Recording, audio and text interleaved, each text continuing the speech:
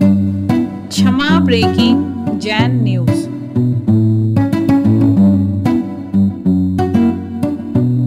पंच परमेष्टि भगवान की आचार्य श्री गुरुवर विद्यासागर महाराज की जय।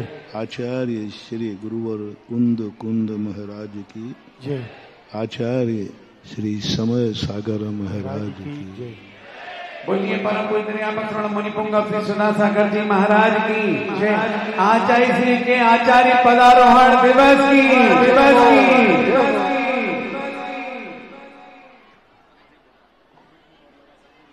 महान आदमी दो प्रकार के होते हैं। एक वह जो अपने आप में महान होते हैं,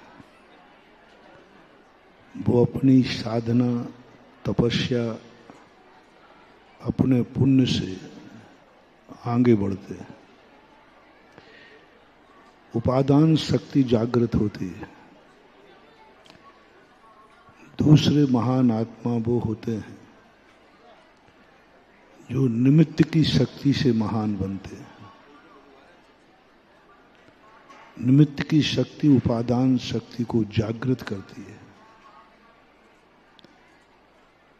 निमित्त अपने आप में निमित्त का इतना बड़ा पुण्य होता है कि उस महान आत्मा की उस शक्ति को जागरण करता है जो शक्ति उनमें थी, लेकिन वे स्वयं जागृत नहीं कर पाते। ऐसी शक्तियां आत्मा की हैं जो उपादान में स्वतः जागती हैं, लेकिन कुछ शक्तियां ऐसी हैं जो निमित्त के अधीन होती है। निमित्त के बिना वो जाग ही नहीं सकती। जैसे तीर्थंकर प्रकृति है, वह प्रकृति कभी आत्म कल्याण भाव से नहीं जागेगी। वो भव्य जीवों के पुण्य से तीर्थंकर की शक्ति किसी आत्मा में जागती है। वो उनका पुण्य नहीं है, वो महावीर स्वामी का पुण्य नहीं है।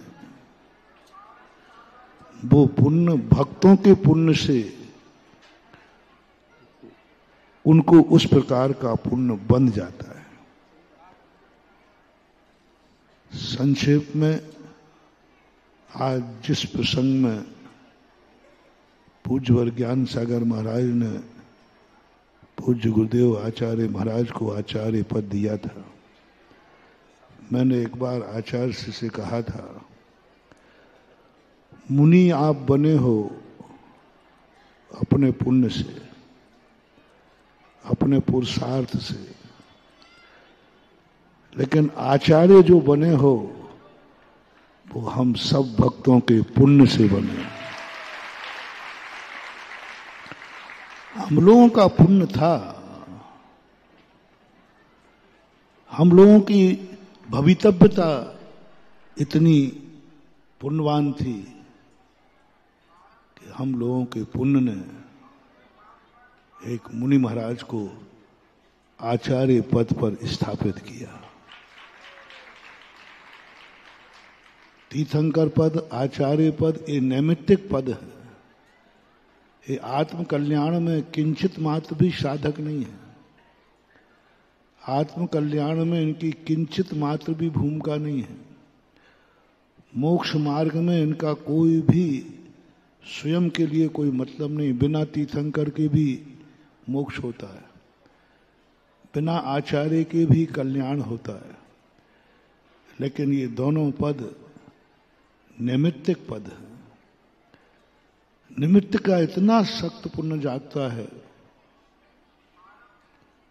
कि वो पुण्य अपने आप में हम सब उत्तर भाषियों का, बुंदेलखंडियों का, 350 पिछीधारियों का, सारे जगत के श्रावकों का इतना पुण्य था, इतना पुण्य था कि दक्षिण में जन्म लेने वाला व्यक्ति उत्तर भारत में आ गया।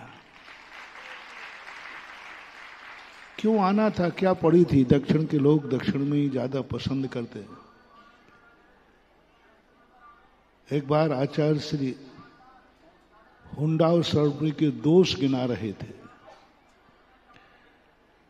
कि चक्रवर्ती की हार होना, चौथे काल में, तीसरे काल में मोक्ष होना, बहुत सारे गिनाते गिनाते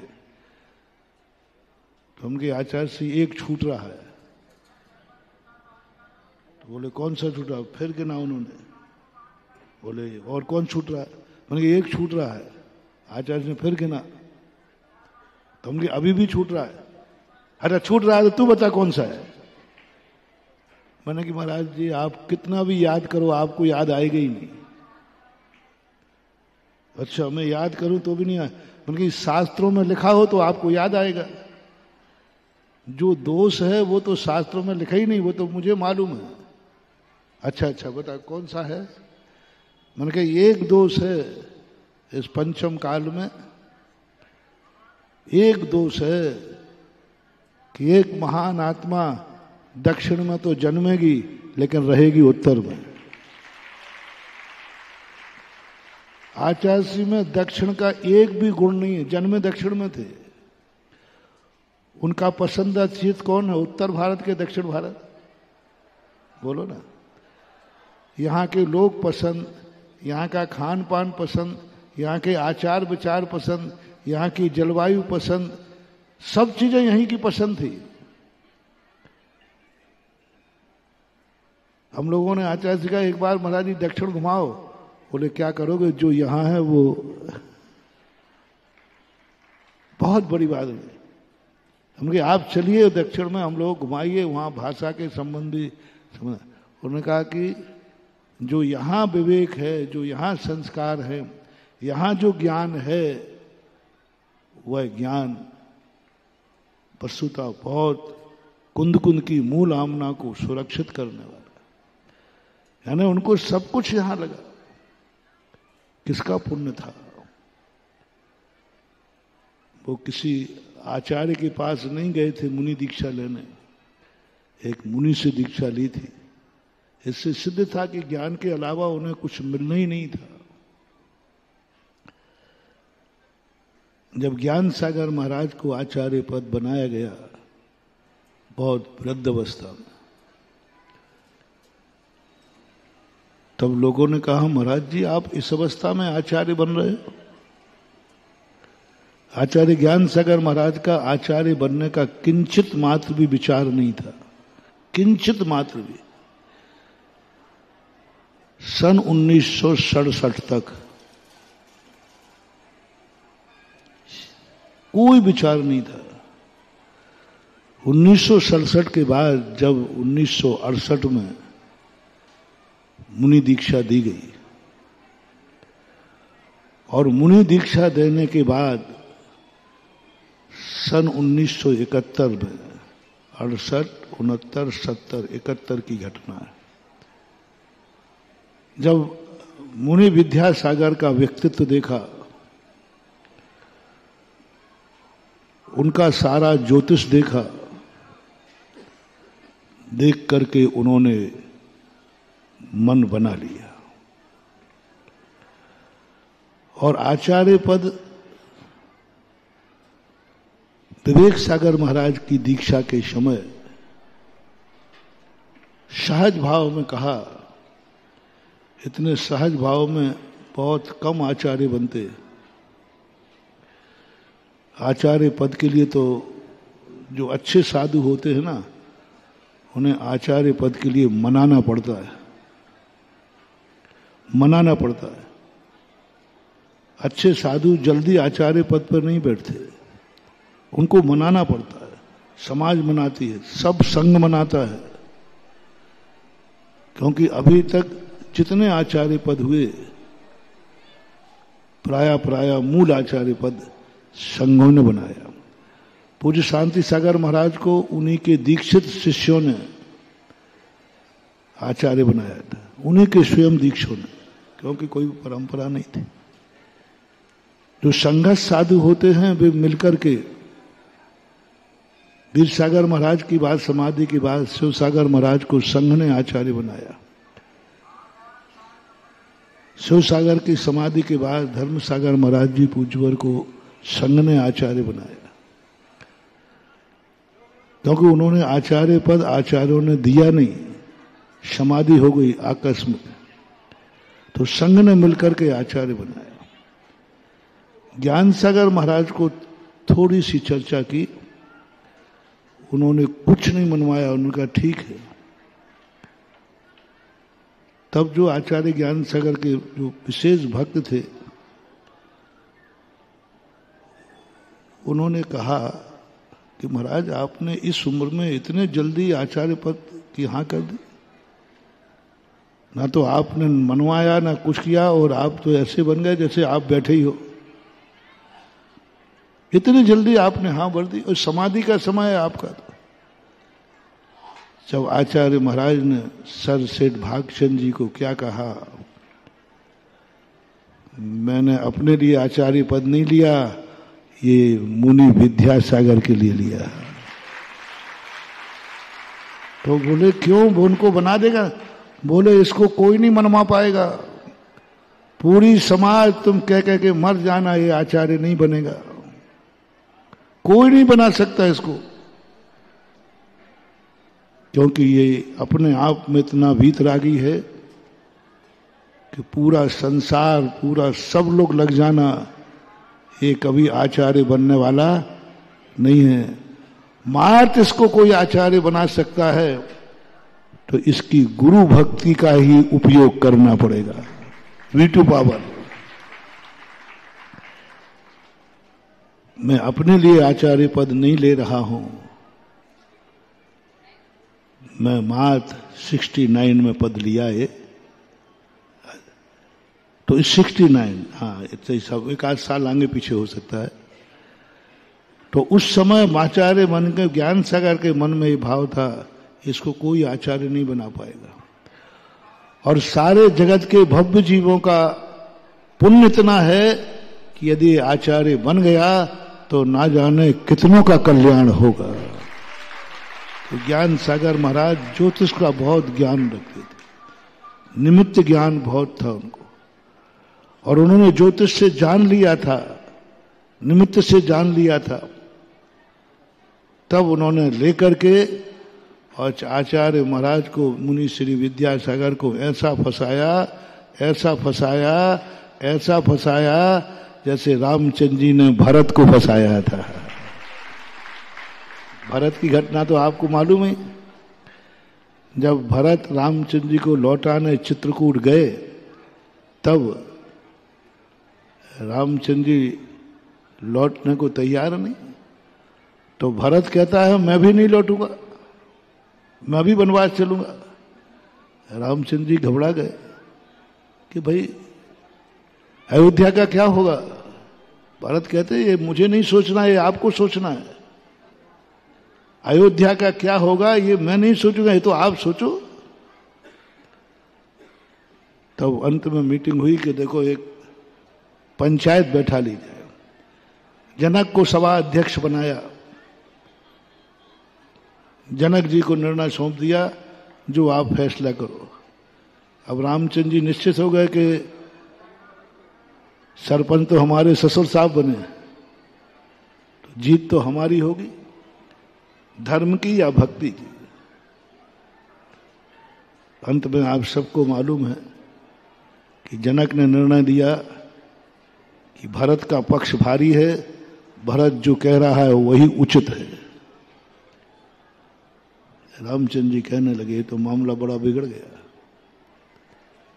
आपको राजगद्दी स्वीकार करना चाहिए। रामचंद्र जी कहते जब पंचों का निर्णय है, हमें अयोध्या का राज्य स्वीकार है। भरत नाच उठा, भैया राजा बन गया। लेकिन मैं स्वीकार करने के पहले एक मुझे डर है कि ये भरत मेरी आज्ञा में नहीं चलेगा, क्योंकि है तो आखिर कैकेयी के बेटा ना। भरत कहते हैं भैया मैं आपकी आज्ञा में नहीं चलूंगा। बोले बातों से काम नहीं चलेगा। तू मेरी आज्ञा नहीं मानेगा, इसलिए मैं राजगद्दी पर नहीं बैठूंगा। तेरे ऊपर संदेह है कि तू मेरी आज्ञा का पालन करेगा नहीं, और मुझे फिर राजद्रोह में कोई भी गलत काम उठाना पड़े, कोई भी अच्छा नहीं लगेगा। भरत कहता मैं आपकी आज्ञा नहीं मानूंगा। सुनो रे देवताओं, आज मेरे भैया मेरे ऊपर शक कर रहे हैं कि मैं आज्ञा में नहीं मानूंगा। सारे गुरु महाराज बैठे, सब बैठे, मैं सबके सामने साक्षी करके कहता हूं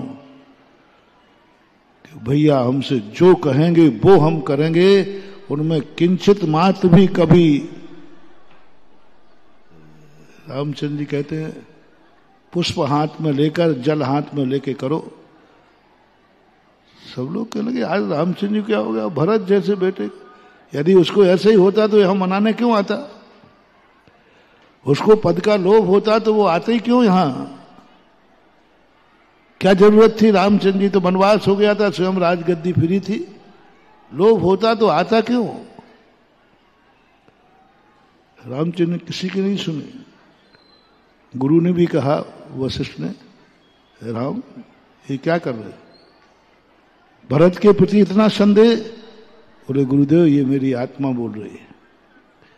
भरत ने जल लेकर कहा मैं साक्षी पूर्वक कहता हूं, मैं जिंदगी में कभी राजा राम भैया राम की आज्ञा का उल्लंघन नहीं करूंगा।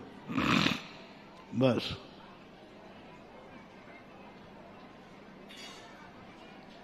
ये कहते ही रामचंद्र जी खड़े होकर कहते हैं मैं अयोध्या का राजा राम आदेश देता हूं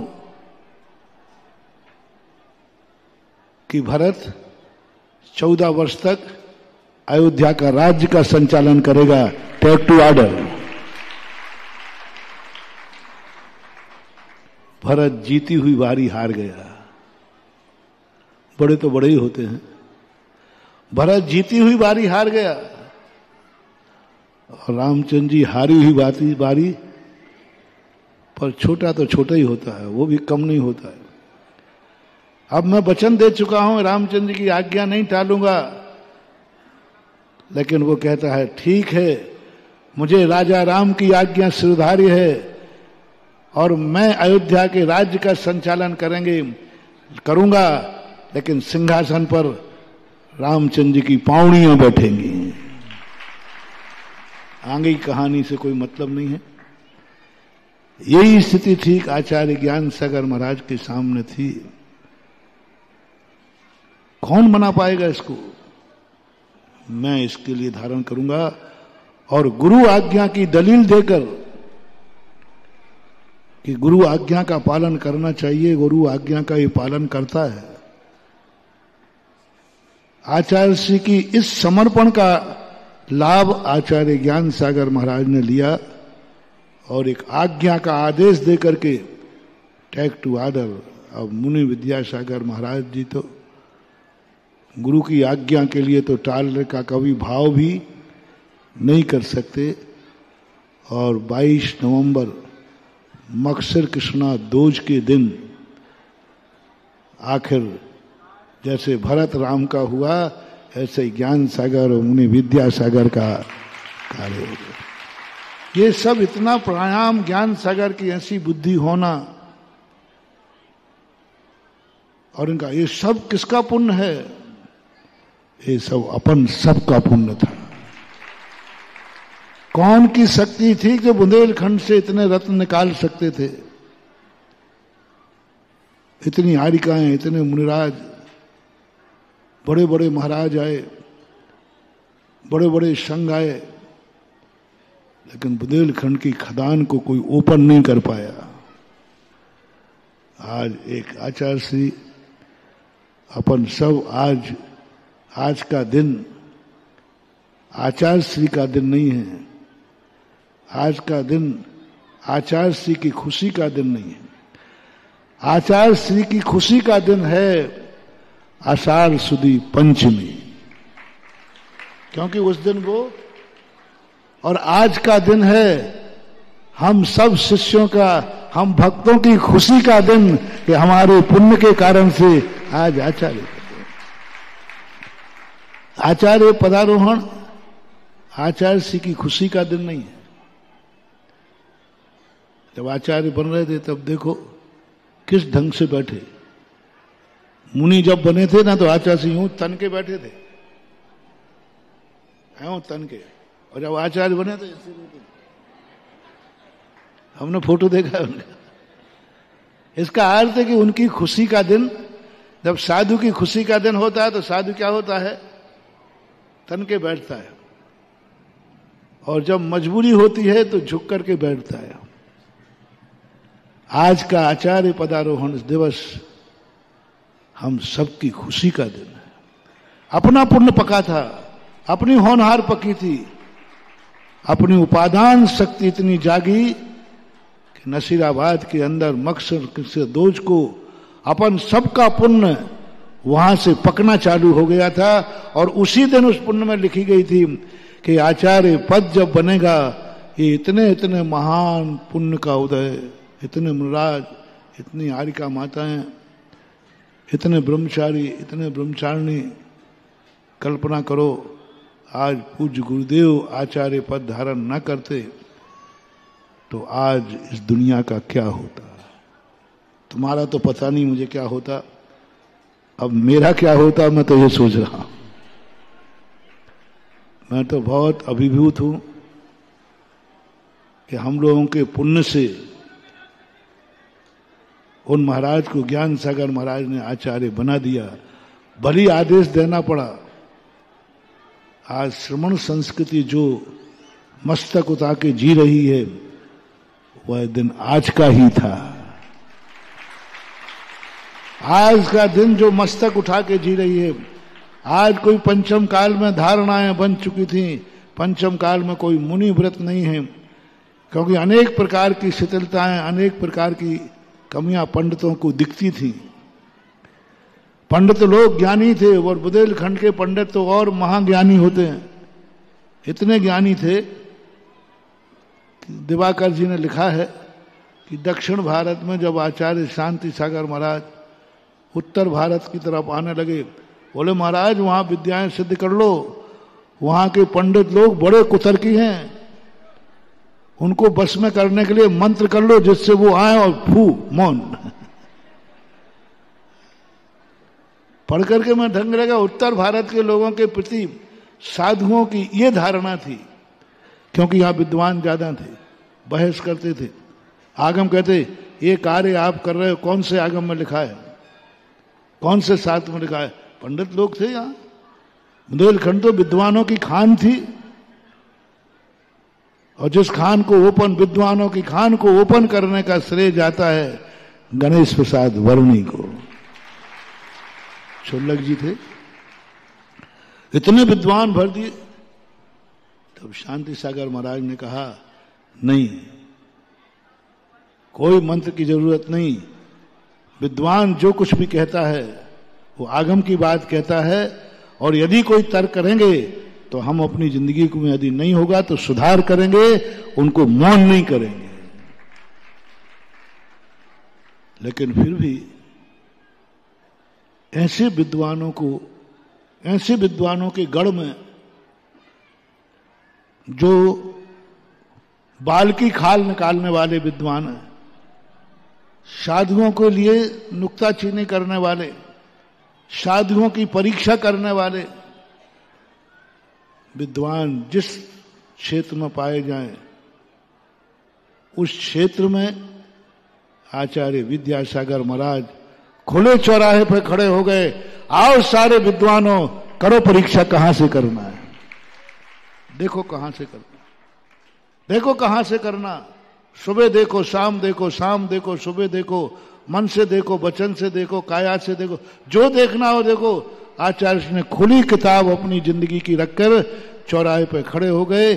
सारे विद्वान आकर के परीक्षा करने आते थे, लड़ने आते थे और लाडले बन करके चले जाते थे। पंडित कैलाश चंद जी साहब बहुत बड़े पारखी थे, बहुत बड़े, उन्होंने भी आचार्य महाराज के पास देखने आए थे। सेठ जी ने बुलाया था, भागचंद जी सेठ जी ने, आओ देखो यदि तुम्हें कोई आचार्य देखना है तो, साधु देखना है तो। ये चले गए सेठ के बुलाने। बोले क्या होगा, 25-26 साल का छोकरा है, क्या बनेगा। जब आचार्य श्री को उन्होंने देखा, पूरी चर्या देखी, बिहार देखा, जैन हितैषी करके, जैन सन्मति संदेश करके एक पत्रिका में उन्होंने बनारस जाकर के लेख लिखा, इस पंचम काल में उदीयमान नक्षत्र, और उन्होंने पंडित कैलाश चंद जी की पारखी में वो ऐसे खड़े हुए। ये सारा का सारा आज हम लोगों के पास जो कुछ भी है, जैसे जिसके गुरु होते हैं वैसे उनके, जाके जैसे नदियां नाले वहां के वैसे भरका, और जाके जैसे बाप मतारी वहां के वैसे लड़का। तो आज हम आज जो कुछ भी हैं, आचार्य महाराज, ज्ञान सागर महाराज का सोच, उन्होंने भी बहुत संघर्ष उठाए। आज प्रसंग नहीं है, समय भी नहीं है। अपने आप को आचार्य पद संघ से स्वीकार करके कितना बड़ा कार्य किया। आज जो कुछ भी श्रमण संस्कृति का झंडा ऊंचा उठ रहा है, आचार्य ज्ञान सागर महाराज संघ से अलग होकर के, और उन्होंने मात्र एक चीज है, कुंद कुंद को जीवित करना है। और कुंद कुंद को जीवित करने की शक्ति उनके पास नहीं थी। उम्र छोटी थी, उम्र थोड़ी सी बची थी, और वो शक्ति नहीं थी कि मैं कुंद कुंद को जीवित कर पाऊंगा। आचार्य ज्ञान सागर महाराज में वो अभिव्यक्ति नहीं थी कि वे कुंद कुंद को सारे भारत में जीवित कर लें। ज्ञान सागर महाराज के मन में एक ही बात आई, मुनि विद्या सागर यदि आचार्य बन गया तो ये लोग कहेंगे साक्षात कुंद कुंद का अवतार हुआ है। लोग कुंद कुंद जीवित हो जाएंगे, कुंद कुंद के जीवित हो जाएंगे। आज का दिन कुंद कुंद को जीवित करने का था। आज का दिन अपन सबके पुण्य का था। आज का दिन अपने पुण्य को सराहना का था। सभी लोग अपनी अपनी पीठ ठोके, वारे पुण्य, वारे अपन लोगों के पुण्य, वारे बुंदेलखंड के पुण्य, वारे हम साधु संतों के पुण्य, जिनको हम लोगों के पुण्य से पूज्य आचार्य विद्यासागर महाराज आचार्य बने और आज अपन सबका कल्याण। मैंने पहले ही कहा, तीर्थंकर प्रकृति और आचार्य पद ये दोनों नैमित्तिक पद हैं। भक्तों के, भव्य जीवों के पुण्य से कोई आचार्य बनता है, वो अपने पुण्य से नहीं। भक्तों के पुण्य से उनका पुण्य उदीर्णा को प्राप्त होता है। पुण्य तो उन्हीं का होता है, लेकिन पुण्य उदीर्णा कराता है निमित्त। जैसे अपन को अभी सामान्य बैठे हैं, एकदम भगवान सामने आ जाएं तो अपने भाव विशुद्ध हो जाते कि नहीं? निमित्त पाकर विशुद्ध हो, निमित्त पाकर के विशुद्ध, ये नैमित्तिक भाव कहलाते। वैसे भाव नहीं आते, जैसे भगवान को देखा निमित्त भाव, वैसे भाव नहीं आते सब में शिखर गए वैसे भाव, वैसे भाव नहीं आते महाराज को देख करके विशुद्धि भाव आ जाता है। तो ऐसे निमित्त भाव भव्य जीवों के पुण्य से इनके पुण्य की उदीर्णा हो जाती है। आज हम सब इस उपकारी दिवस पर, समय कम है, कार्यक्रम दूसरे भी हैं, इस कार्य दिवस को अपन अपना अवभाग्य मान करके बार बार पूज्य गुरुदेव को, आचार्य विद्यासागर महाराज को प्रणाम नमोस्तु करते हैं, कोटि कोटि नमोस्तु करते हैं कि हे भगवान, हम लोगों के अतीत अनुपम अतिशयकारी पुण्य थे कि आप जैसे आचार्य हम लोगों को मिले। आपका जो भावना, जिस भावना से आप लोगों ने आशीर्वाद दिया, अब जो आचार्य श्री की बात, जो ज्ञान सागर की भावना थी वो तो आचार्य श्री ने पूरी की। अब आचार्य श्री की जो भावना थी, जो है, उस भावना को अपन सब मिलकर के पूरी करेंगे। आचार्य महाराज की जो संघ के प्रति भावना थी मैं तो एक एक चीज जो जो आचार्य श्री ने निर्देश दिए हैं, आदेश दिए हैं, आज मैं पूज्य गुरुदेव से यही आशीर्वाद चाहता हूँ कि हे गुरुदेव, जो कुछ आपने अपने मुख से, जो जो आदेश आपने मुझे दिए हैं, जो जो आशीर्वाद मुझे दिए हैं, बस ऐसा आशीर्वाद दो कि मैं आपके हर आदेश को पूरा कर सकें और आपकी भावनाओं को सफल करके अपने जीवन का कल्याण कर सकें। महावीर भगवान की।